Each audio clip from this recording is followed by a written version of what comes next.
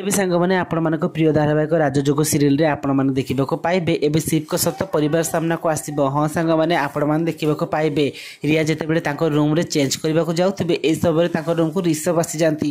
ଆଉ ରିୟା ଏ ଅବସ୍ଥା ଦେଖି କହୁଛନ୍ତି ଆରେ ରିଷଭ ତମକୁ କ'ଣ ଦେଖାଯାଉନି ମୁଁ ଏବେ ମୋ ରୁମ୍ରେ ଚେଞ୍ଜ କରୁଛି ଆଉ ତମେ କାହାକୁ କିଛି ନ କହି ମୋ ରୁମ୍କୁ ହଠାତ୍ ଚାଲି ଆସୁଛ ଇଏ କି ଅଭଦ୍ରାମୀ ଯାଅ ଏଠୁ ଯାଅ। ଆଉ ଏତେବେଳେ ରିଷଭ କହିବେ ମୁଁ ଏଠୁ ଯିବା ପାଇଁ ଆସିନି ମୁଁ ତମ ପାଖକୁ ଆସୁଛି। ଆଉ ରିୟା ଯେତେ ମନା କରିବେ ରିଷଭ ସେତେ ସେ ଭିତରକୁ ଆସିବେ ଆଉ ବାହାର ପଟୁ କବାଟ ଦେଇଦେବେ।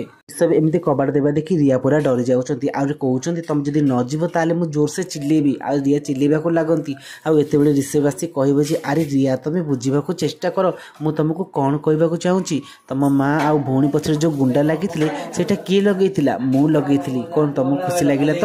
କଥା ଶୁଣି ରିୟା ପୁରା ଆଶ୍ଚର୍ଯ୍ୟ ହେଇ ପଡୁଛି। ଆଉ ଏପଟେ ସିନରେ ଆପଣମାନେ ଦେଖିବାକୁ ପାଇବେ ଆରିୟାନ ଆଉ ଦିଆ ଦୁହେଁ ଏକାଠି ହେବାରେ ଲାଗିଛନ୍ତି ଆଉ ଆରିୟାନ ଆଉ ଦିଆଙ୍କ ଭିତରେ ବହୁତ ପ୍ରେମ ଲେବାରେ ଲାଗିଛି।